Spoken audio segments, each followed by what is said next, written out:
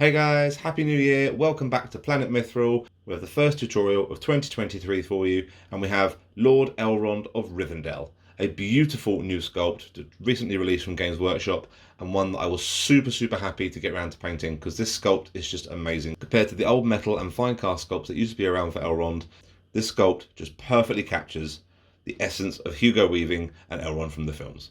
We'll be showing you predominantly how to paint the mounted version, but the same paint scheme can be used to paint the unmounted version, and we have done 360s of both the individual models and them both as a couple at the end of the video. As always, make sure you mould line clean and prep your model accordingly. Make sure that all the pieces fit together with plastic glue, affix it to the base with plastic glue as well, and then cover the base in fine modelling sand, ready to be sprayed once dry with Citadel Chaos Black spray. We hope you enjoy our first video of 2023. We're looking forward to getting more videos out thick and fast for you, but we'll start off strong with this fearsome leader of elvenkind.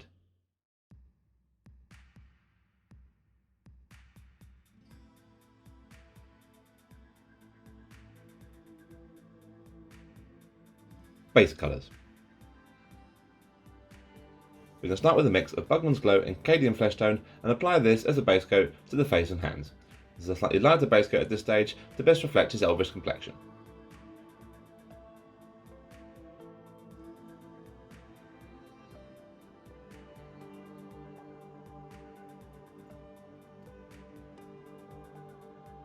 Now we can use a 50-50 mix of Rhinox Hide and Fondia Brown and apply this as a base coat to all the hair.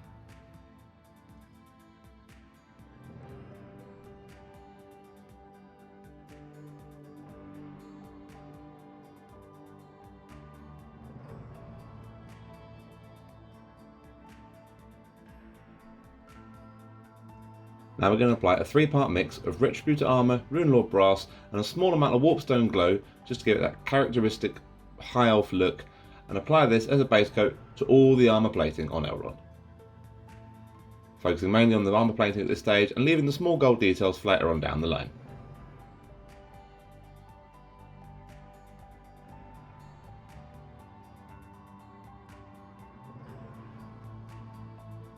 Now, using Iron Hand Steel, carefully pick out the sword blade. And give a dry brush to all the chainmail areas.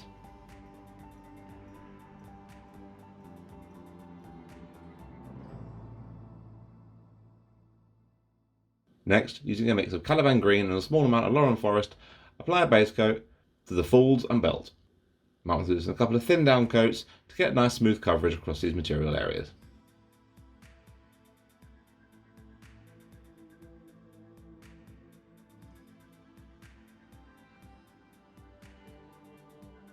Now, using a 3-part mix of Dark Reaper, Kaeldor Sky and a small amount of Abdon Black to tone it down a little bit, and apply this as a base coat to the entire cloak, making sure we get even coverage across the underside and the upper side.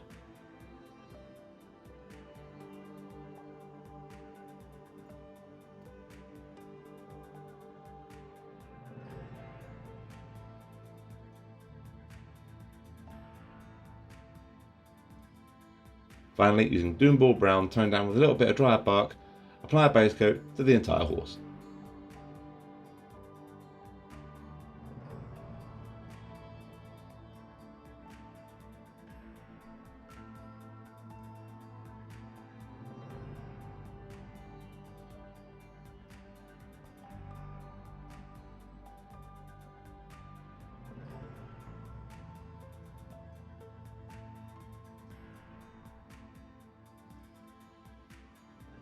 Elf Flesh.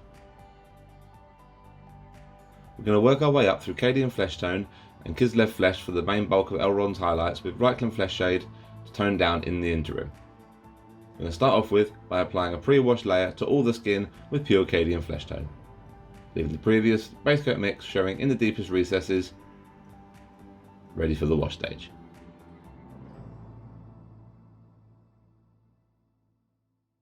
Once it's dry, we're going to apply a Reikland Flesh Shade wash thinned down with approximately 50% Lamia Medium just to tone back the elf skin.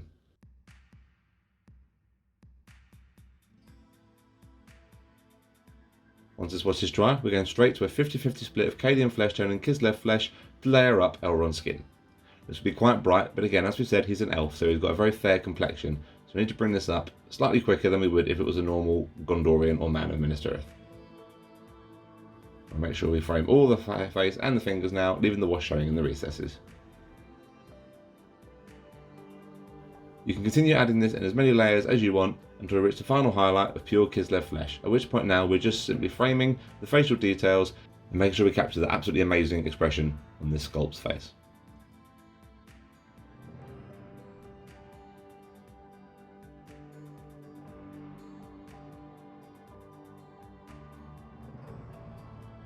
Once you're happy with how this is looking, we're going to paint the eye recesses with Abaddon black, and then carefully use palette butch flesh to pick out the pupils to finish off the face.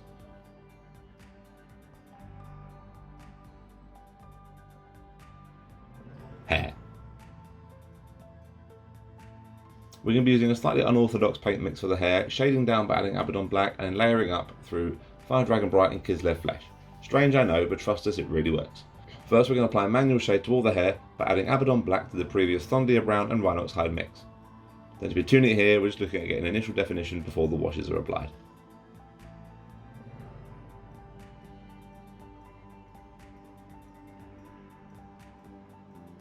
Once you're happy with the manual shade, we're going to apply a wash to the hair now with Agrax Earthshade.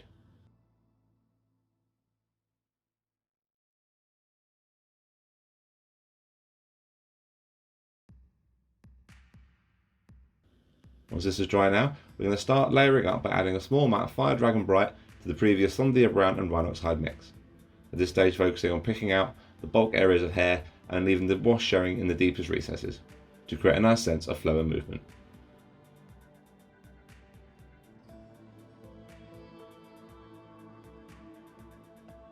By the time we reach the final layering stages, your mix should contain no more than approximately 50% Fire Dragon Bright. Now the Fire Dragon Bright complements really well with the hues and tones of the Thondia brown in particular.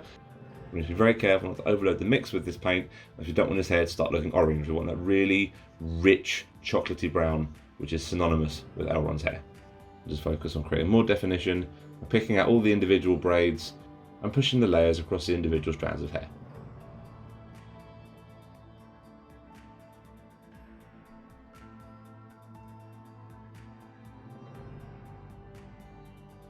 Once you're happy with how your layering stages are looking, we're going to start applying Kislev flesh for the final highlight stages. And at each stage, pushing our highlights tighter and thinner and closer towards the absolute edges and corners of all the hair, where the light will be catching most prominently.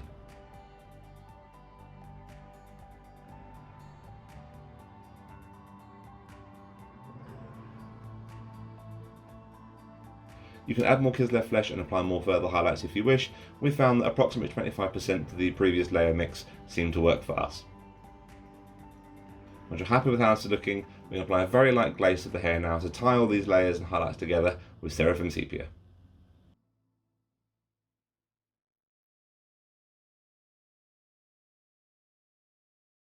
Rivendell Armour. We're going to start washing back with Agrax and Nathonian and layering up through Auric Armour and Stormhose Silver to finish off the Rivendell Armour. To start off with, we're going to apply an initial thin down wash with Athonian Camo Shade. This should help just enunciate the level of warpstone glow we had in the previous base coat mix and give it that slightly off gold look which we want to achieve. Once you're happy with how this looks, we can apply a toning wash now with Agrax Earthshade. Being careful not to let it pool too much in the recesses and create any unsightly blemishes when it dries.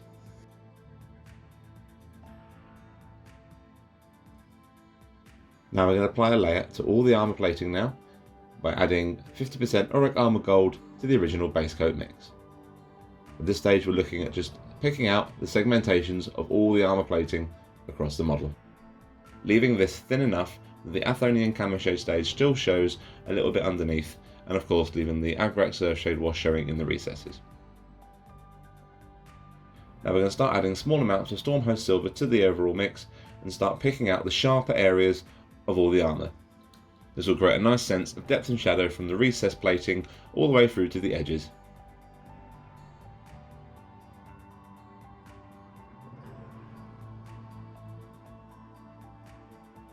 We applied another Athonian Camo Shade wash at this stage just to further push that green look we wanted to achieve. keeping this fairly light so as not to overdo the work we've done with the layering so far. Followed by another thinner wash of Agrak Thurshade, just to tie all the previous layers together and create a really nice uniform sense of light moving across the gold armour.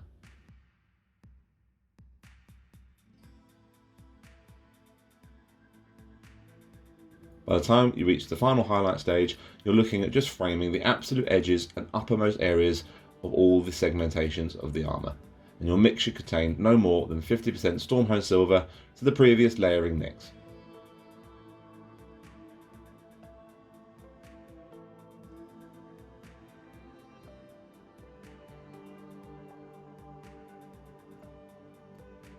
When you're happy with how this is looking, we apply a very light glaze now, just with Seraphim Sepia to tie it all together. Armour fit for a lord of his station. Blades and silvers. We're going to be using Nuln Oil and Stormhose Silver to do most of the work for the silver on the model.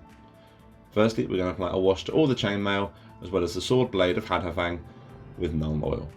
Thin down approximately 50% with Lamy Medium.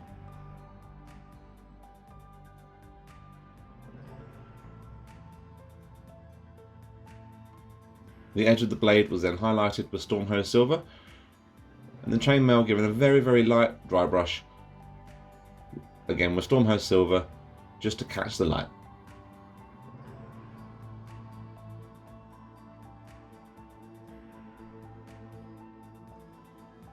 Green cloth. We're going to be using Towlight Ochre and Nurgling Green to work our way up through the highlight stages for the greens on Elrond. To start off with, we're going to apply a manual shade to all the green areas now with pure Caliban Green. Make sure we're getting all the recesses around the belt and the cloth that hangs down around his legs.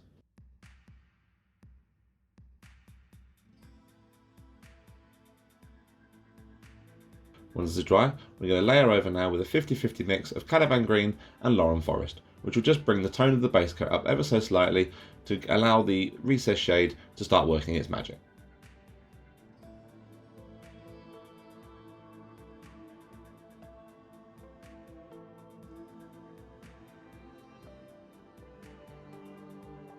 Working our way up to a layer using pure Lauren Forest before we move into the next highlighting stages.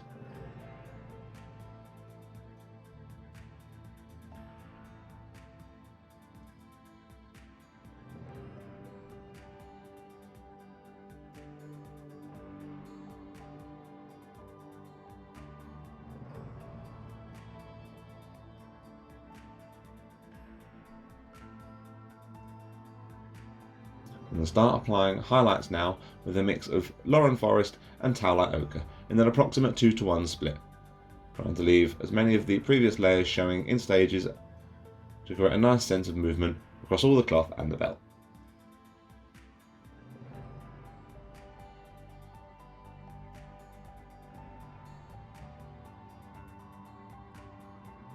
When you're happy with how this looks, we're going to add Nurgling Green to the previous Lauren Forest and Towlight Ochre mix, and apply this as a fine edge highlight just to the uppermost folds and most pronounced areas of the green cloth and the belt.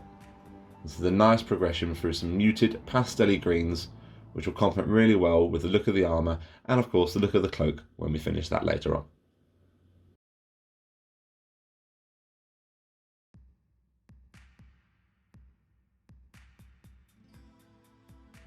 Cloak and Blues. We're going to work our way up through Aldorf Guard, Lothern Blue and Barrowhoth Blue for highlights, while continuing to manual shade by adding Abaddon Black. To start off with, we'll increase the amount of Abaddon Black in the base coat mix and apply this as a manual shade to all the recessed folds in the cloak, taking particular care to focus on the underside because that's where most of the shadow is gathering.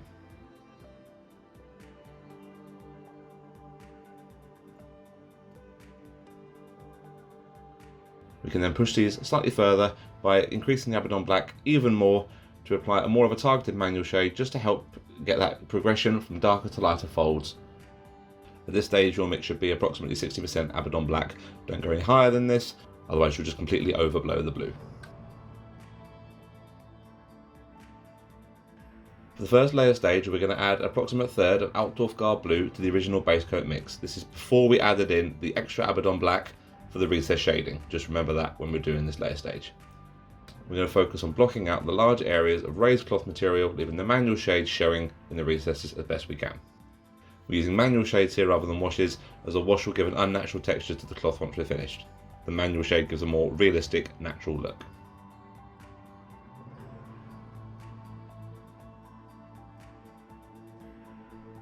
We increase the Altdorf Blue concentration to an approximate 2/3 split between that and the original base coat mix, and continue to push these layers further.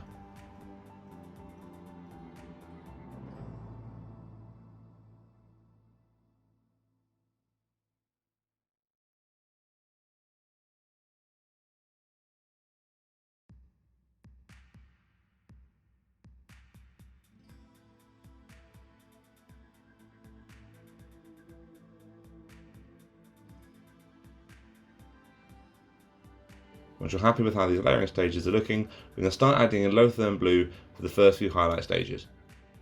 By the time you finish your penultimate highlight stages here, your mix should contain no more than 50% Lothern Blue to the previous layering mix.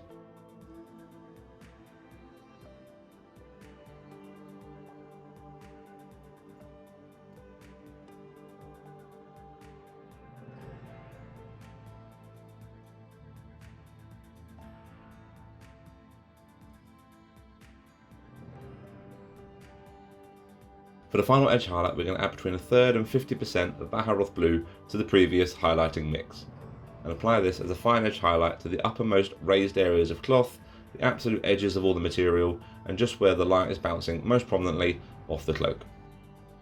Any more than this level of concentration and you will overblow the cloth and it will look really cartoony and not natural at all. So try to keep between this bracket when you're adding for this final highlight stage.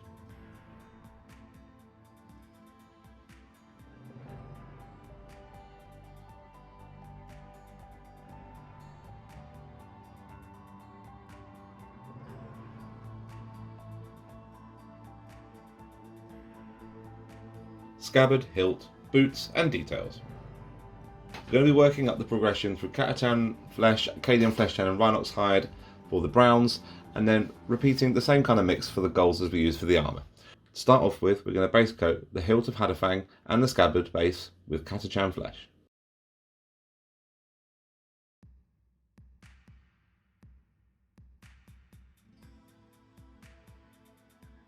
We're then going to apply a quick highlight to both these areas with a 50-50 mix of Catachan Flesh and Cadian Flesh Tone.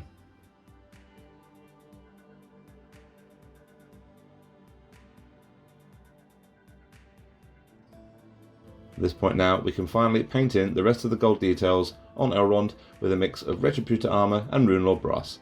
This includes any buckles and brooches and the trim that goes along the edge of the green cloth we painted earlier.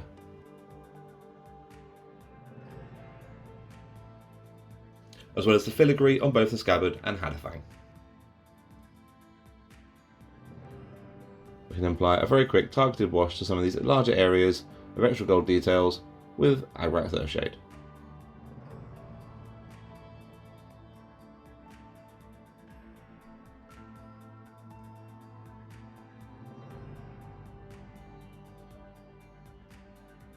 Now we can apply a very quick edge highlight to all these extra gold details just to make them pop and complement with the armour that little bit more.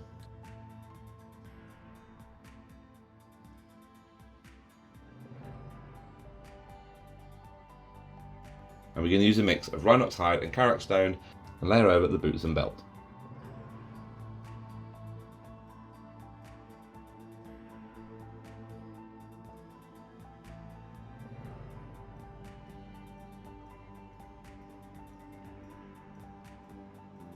Increasing the Karak Stone mix to an approximate 50-50 split with the Rhinox Hide for a following quick highlight.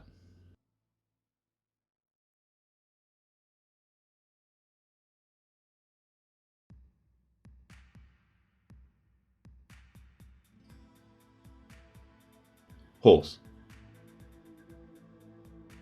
We're going to work our way up using Tuscal Fur and Cadian Flesh Tone predominantly for the layering and highlight stages, with washes of Agrax and Sepia in between. To start off with, we're going to increase the amount of Dryad bark in the original base coat mix and apply this as a subtle manual shade to the recessed musculature across the horse.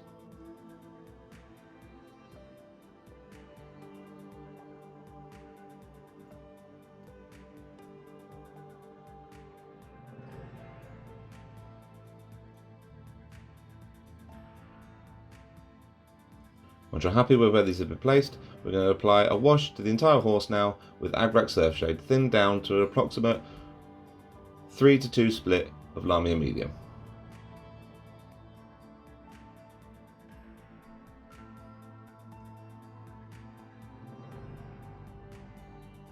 When the wash is dry and you're happy with how your shades are in place, we're going to start layering up now and blocking up the main areas of horse muscle by adding 50% tusk or fur to the previous Doomball Brown Dryad Bark mix, leaving the wash and the manual shade showing in the recesses as and where we can and as best we can. The horse musculature on Elrond's model is insanely well defined, so knowing where to put these blocking layers will not be a problem, I'm sure. But take your time, because the more natural and realistic we can keep it, the better the horse will look once we're finished.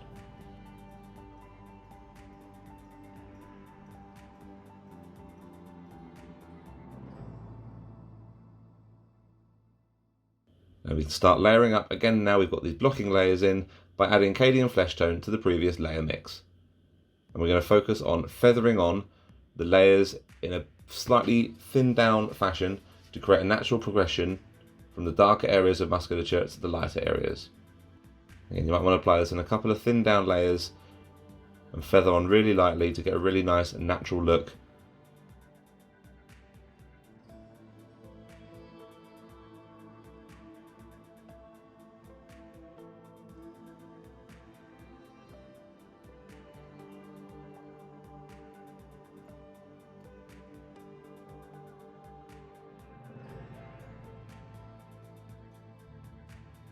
You can increase the Cadian flesh tone gradually and continue pushing these highlights and layers further and further. The final highlight stage will have no more than 50% Cadian flesh tone to the original layering mix. And at this stage we're looking at now just framing the harshest areas of muscle and where the light is bouncing off the horse's body most prominently. It's a really dynamic sculpt, and this paint scheme and this method of painting the horse will give you a really dynamic look once we're finished.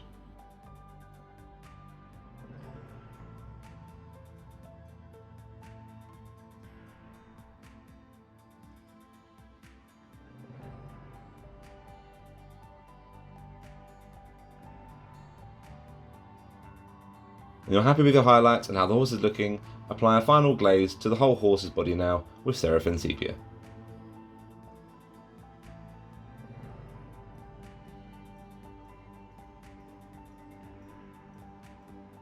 Horse hair. We're going to use a nice simple progression through XV88, Dryad Bark and a Shabty Bone to paint in the horse's hair. We're going to start off with a 2:1 split of Dryad Bark to XV88 and apply this as a base coat to the horse's mane and tail.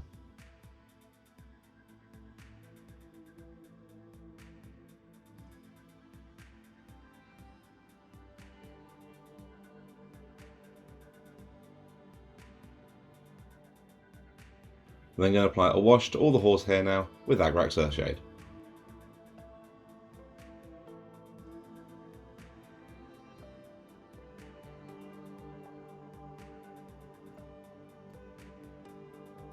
Now we're going to very carefully and quite painstakingly pick out the individual horse's hairs now by adding a Shabty Bone to the previous base coat mix, leaving the Agrak Surfshade showing in the recesses between the individual strands of hair.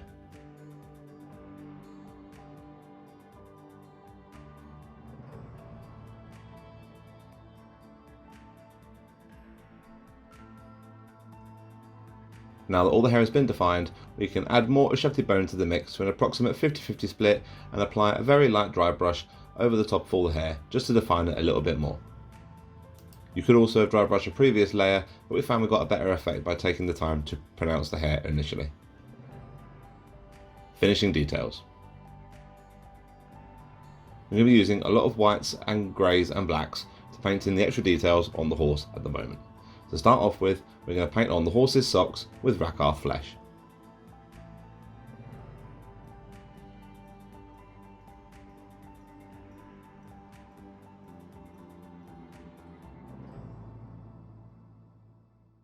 And we can apply a very quick layer to the socks now with pallid bitch flesh with vertical streaks to give a slightly feathered look to the fur.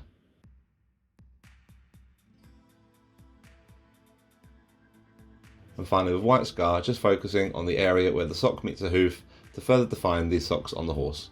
The word socks sure sounds weird now.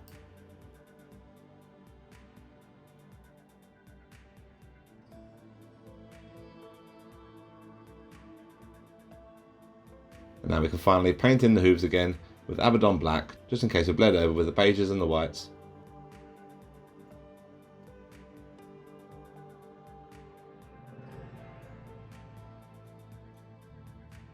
And apply a fine edge highlight with Skavenblad Dinge.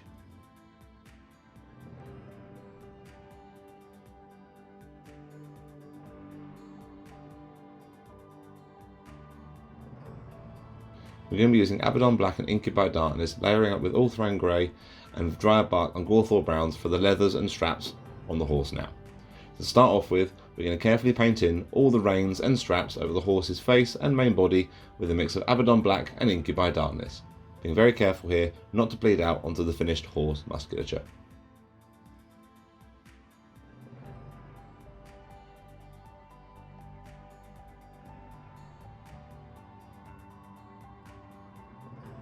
We're then going to apply a very careful and very quick highlight to the upper and lower areas of all these straps by adding Ulthuan Grey to the previous base coat mix.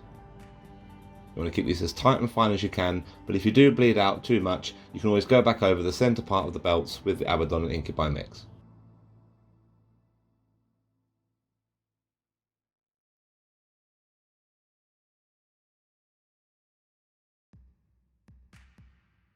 Now the saddle and saddle cloth we're going to paint in with Dryad Bark.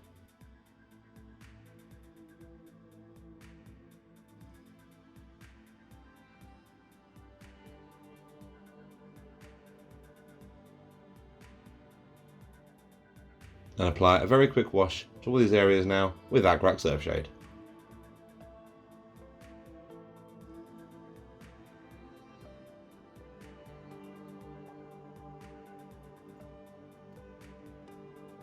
Once the wash is dry, we can apply an edge highlight to the saddle and saddle cloth now with a 50-50 mix of Dryad Bark and Gawthor Brown.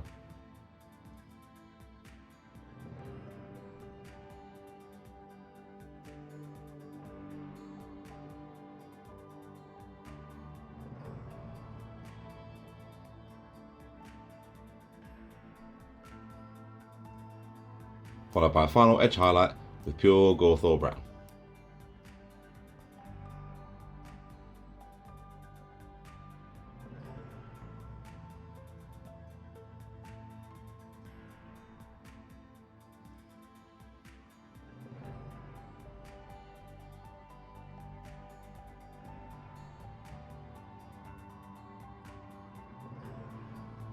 The extra metal details, including any belts, buckles, emblems, rivets, and the stirrups for Elrond's feet, can now be picked out with Leadbelcher.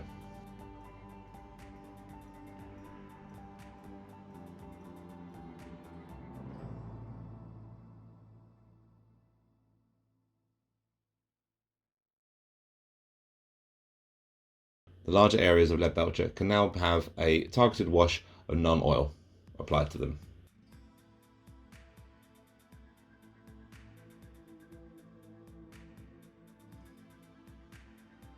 And finally, as we did with Elrond's eyes, we'll paint in the eyes of the horse with Abaddon Black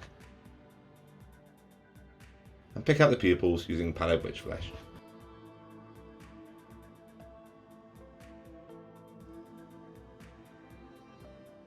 Basing. We're going to use the usual progression of Dryad Bark, Gawthor Brown and Pallid Witch Flesh for our basing method.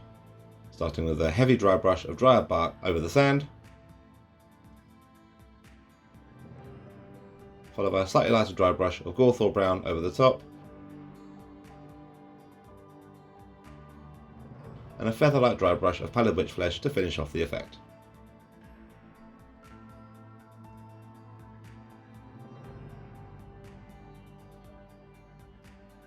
Once based to your satisfaction, the rim of the base was painted with Dryad Bark.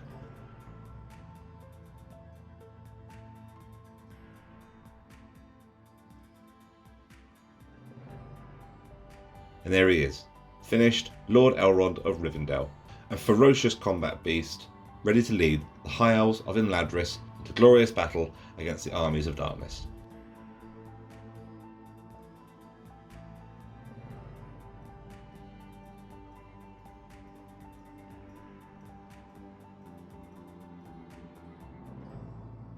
It's worth noting as well that the exact same paint scheme can be used to paint the unmounted version, so you can finish off the whole box in one fell swoop.